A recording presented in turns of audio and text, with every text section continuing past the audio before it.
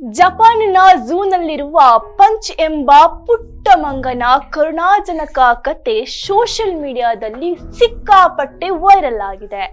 Punch ತಾಯಿಯಿಂದಲೇ ದೂರಾಗಿದ್ದಲ್ಲದೆ ಗುಂಪಿನ ಇತರ ಮಂಗಗಳು ಈ ಮರಿಯನ್ನು ಒಪ್ಪಿಕೊಳ್ಳಲಿಲ್ಲ. ಇದರಿಂದ ತಬ್ಬಲಿಯಾದ ಪಂಚಿಗೆ ಒಂಟಿತನ ಕಾಡುತ್ತಿತ್ತು.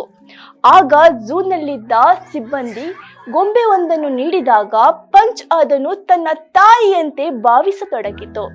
ಬೇರೆ ಮಂಗಗಳು ಅಟ್ಯಾಕ್ ಮಾಡಲು ಬಂದಾಗ ಈ ಗೊಂಬೆಯನ್ನು ಪಂಚ್ ತಬ್ಬಿಕೊಂಡು ರಕ್ಷಿಸಿದಂತೆ ಭಾವಿಸುತ್ತಿತ್ತು.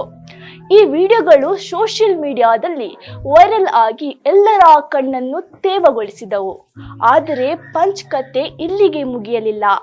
ಈಗ ಪಂಚ್ ಒಬ್ಬಂಟಿಯಾಗದೆ ಬೇರೆ ಮಂಗಗಳು ಪಂಚ್ನನ್ನು ಅಪ್ಪಿಕೊಂಡ ವಿಡಿಯೋಗಳು ವೈರಲ್ ಆಗುತ್ತಿವೆ. ಪ್ರೀತಿ ಅನ್ನೋದು ಮನುಷ್ಯರಿಗಷ್ಟೇ ಅಲ್ಲ, ಪ್ರತಿಯೊಂದು ಜೀವಕ್ಕೂ ಬೇಕು ಅಲ್ವಾ? ಪಂಚ್ನ ಈ ಧೈರ್ಯಕ್ಕೆ ಒಂದು ಲೈಕ್ ಇರಲಿ.